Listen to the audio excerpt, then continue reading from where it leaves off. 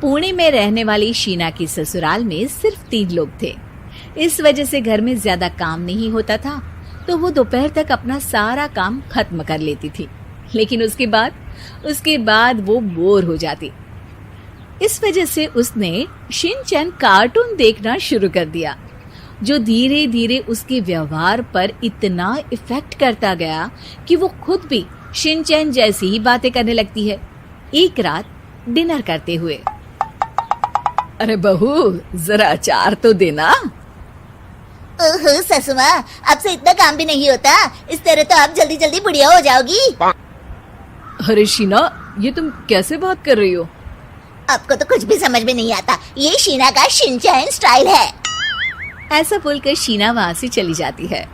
अगली सुबह शीना सबके उठने से पहले ही घर का काम खत्म करके कार्टून देखने बैठ जाती है।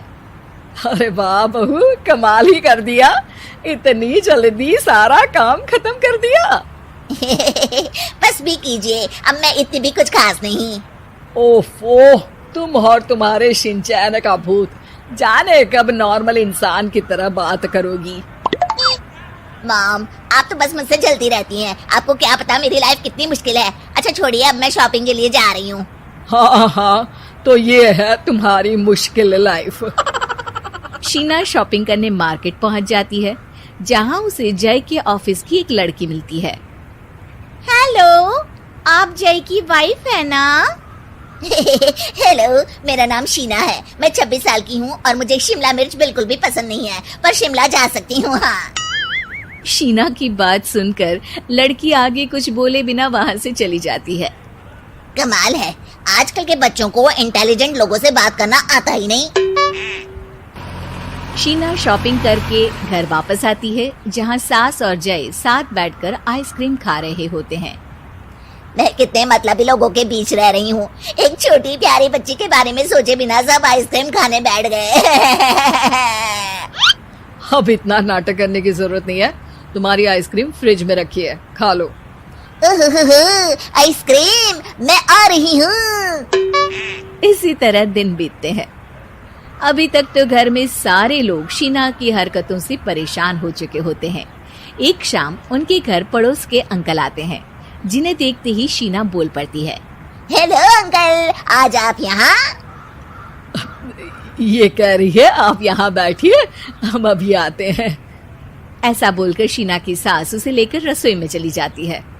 अरे वो तुम्हारी पापा की उम्र के हैं, उनकी इंसल्ट तो मत करो।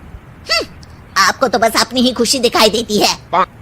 शीना के ऐसे बोलने पर सास हैरान रह जाती है और शीना बाहर आकर अंकल से कहती है, तो अंकल, आज आप क्या लेने आए हैं? या फिर बस सासू माँ को देखने का बहाना चाहिए? वैसे ये इतनी भी अच्छी नहीं है, पूरा समय मुझे डांटती रहती है और कभी कभी तो खाना भी नहीं देती।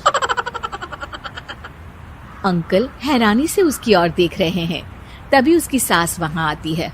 अरे शीना, इतना झूठ मत बोलो, मैंने कब तुम्हें खाना नहीं दिया?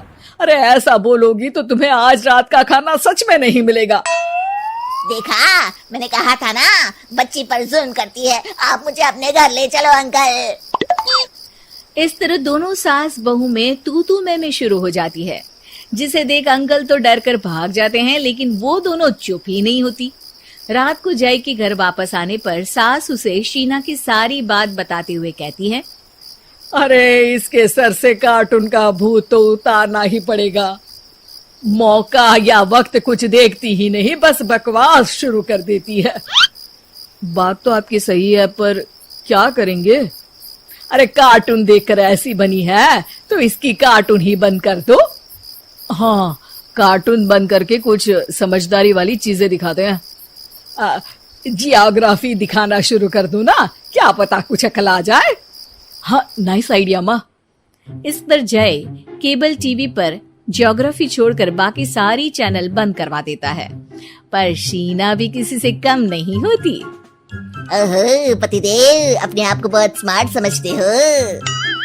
शीना मोबाइल पर YouTube ऑन करके उस पर शिनचैन देखने लगती है। शीना की इस स्मार्टनेस को देखकर जय तो बेचारा सर खुजलाता ही रह जाता है। हमने इसे जरूरत से ज्यादा अंडर एस्टिमेट कर दिया, अब क्या करें माँ? अरे इंटरनेट बंद करवा दे बेटा।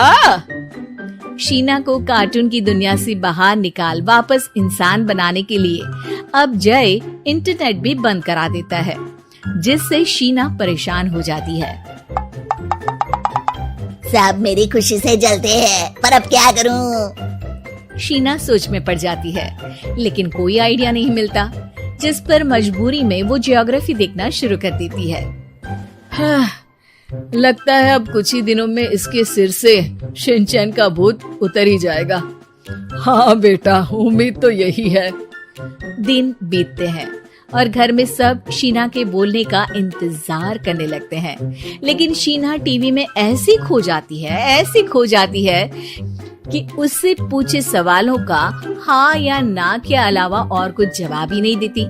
देखते ही देखते हफ्ता बीत जाता है, तो सब्र का बांध तोड़ते हुए जय टीवी बंद कर खुद ही शीना से बात करने बैठ जाता है। क्या बात है शीना, पहले तुम ज्योग्राफी देखने को तैयार नहीं थी, और जब देखने बैठी तो इसके आगे किसी चीज की कोई सूध ही नहीं, ना किसी से बात करनी, ना घर का कोई काम।